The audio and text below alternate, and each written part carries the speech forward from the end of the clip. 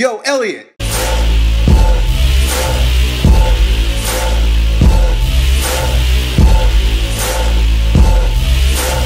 So I got a question about posture from our friend Manny, who lives in Sicily, Italy.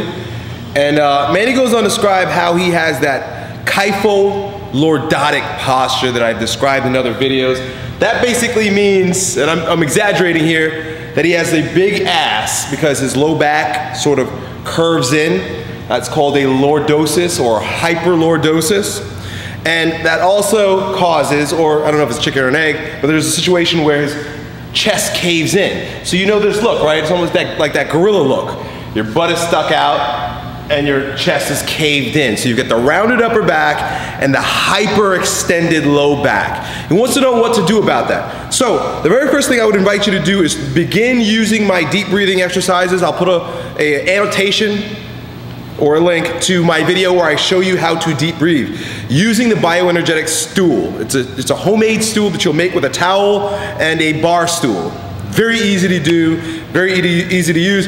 The very first stretch or exercise in that video is opening up the chest cavity. Opening up you'll feel your pec stretching, you'll feel your biceps stretching, all the muscles associated with curling you in. Now the thing is, you can't work on one without working on the other. So we're gonna have to get you to tuck your ass under just a little bit more, right? The way you're gonna do that, there are a couple things you gotta consider. You know, I always talk about stretching and strengthening. You're gonna need to do that. You've got what's called lower cross syndrome. You've got upper and lower cross syndrome, but that lower cross syndrome is manifested by tight hip flexors, as well as tight lumbar erectors, that's why you're hyperextending, weak deep abdominal wall, and weak upper hamstrings. So obviously you're gonna stretch the tight muscles and strengthen the weak muscles. A really good exercise to strengthen the deep abdominal wall are tummy vacuums. I've done videos on this before in the past.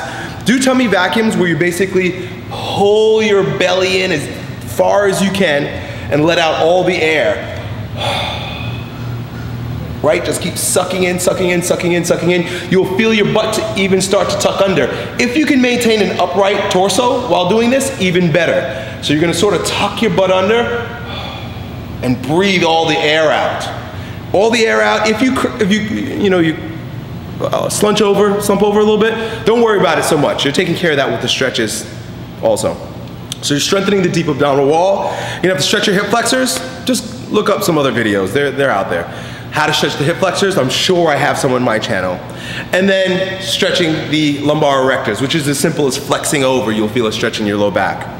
Upper hamstrings can be strengthened with numerous exercises. You mentioned in your question that you like deadlifts. Deadlifts are great for strengthening the upper hamstrings. So there you have it, man. Deep breathing exercises to open up the chest, open up the heart, stretch all the muscles associated with this. You can even strengthen those upper back muscles with bent over rows. Stretch and strengthen the hip flexors or the lower cross syndrome with deep abdominal breathing and pulling the belly in.